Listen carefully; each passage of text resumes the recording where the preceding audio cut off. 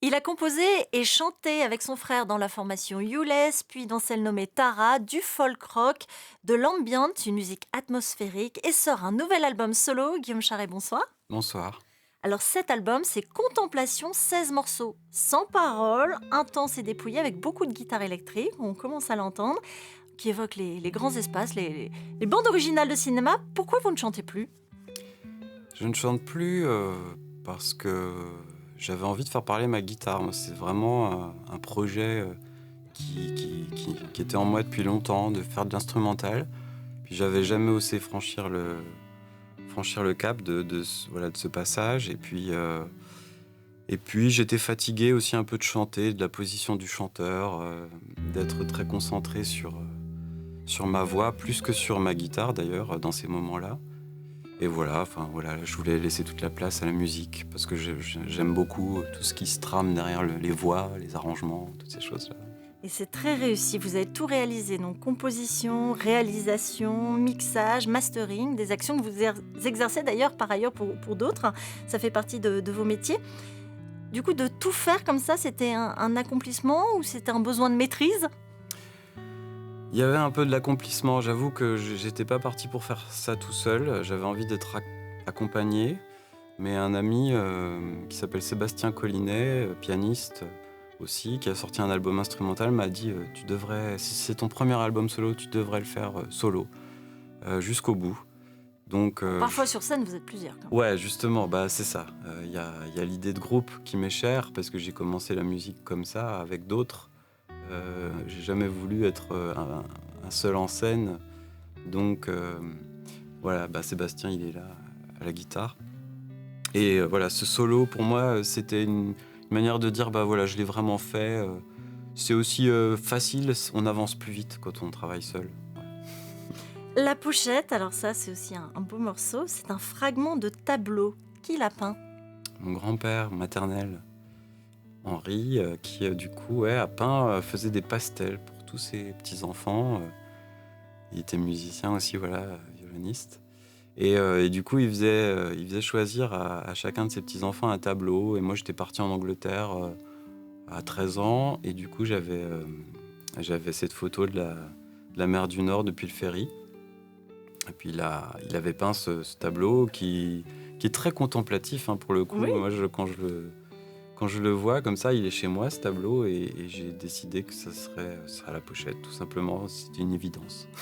Alors la famille est très importante, hein, vous avez longtemps et vous collaborez toujours un peu avec votre frère Ouais. Bertrand, et vous l'évoquiez déjà dans un reportage où on voit Bertrand, c'était en 2008, on en regarde un extrait. Guillaume et Bertrand Charret, portés par la famille pop, armés par un sens de la mélodie retrouvé sur le fil des sonorités de la langue anglaise.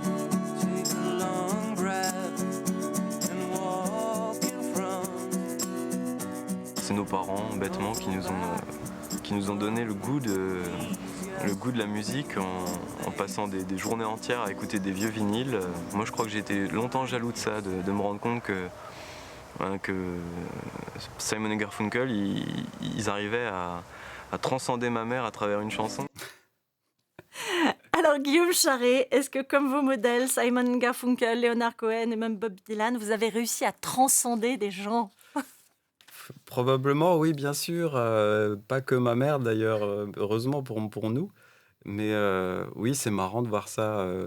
C'est vrai que ce truc de les voir habités et émus par la musique, moi j'étais un peu jaloux, je pense, enfant. Mais est-ce que des gens vous ont témoigné que Oui, votre musique leur avait fait? ouais, ouais, bien sûr. Oui, oui, on a eu de la chance. Younes, on a eu un peu de parcours qui fait que notre musique a pu toucher les gens et un certain public. Et puis récemment, avec les concerts que j'ai pu faire de contemplation, je vois aussi les gens venir me voir, me dire merci pour ce voyage. C'est très émouvant, bien sûr, de ressentir l'effet que notre musique fait aux autres, quoi. Là, c'est en 99, Mm. vraiment les tout débuts de Ah oui, Youless. oui. Vous avez grandi à Lure, en Ouais. Haute-Saône. C'est là que vous avez fait vos premiers concerts sur ce territoire rural, avec les sorties au disquaire à Belfort ou à Vesoul. Ouais. Rétrospectivement, c'était une chance, ce territoire, ou un frein? Ah, c'était une chance parce que moi, je dis beaucoup à mes enfants que je me suis énormément ennuyé. Et que, bah voilà, il y avait pas tout ce qu'il y a aujourd'hui, parce que l'URSS a pas mal grandi quand même, il n'y avait pas de centre culturel, etc. Donc c'était compliqué d'avoir un accès à plein de choses qu'il y a aujourd'hui dans plein de petites villes et moyennes villes. Donc cet ennui m'a vraiment amené à jouer un jour de la guitare, quoi. Forcément, Ça a été propice à Ah la mais création. exactement, oui. Donc c'est une chance, ouais. Alors la guitare, pour arriver au choix impossible, si je vous demande de choisir entre guitare acoustique ou guitare électrique. Ah, sur l'album Contemplation, il y a les deux. Ouais, je vais dire électrique. Voilà, je choisis l'électrique, ouais. Pourquoi? Mais parce que pour moi, déjà, c'est la guitare qui m'a donné envie de faire de la guitare comme beaucoup d'enfants. Et puis, je la trouve très expressive.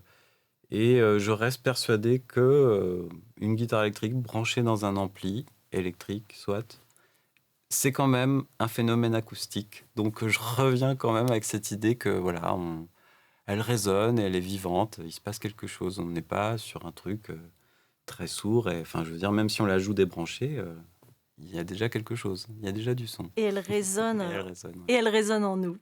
Merci beaucoup, Guillaume Charret. Merci à vous.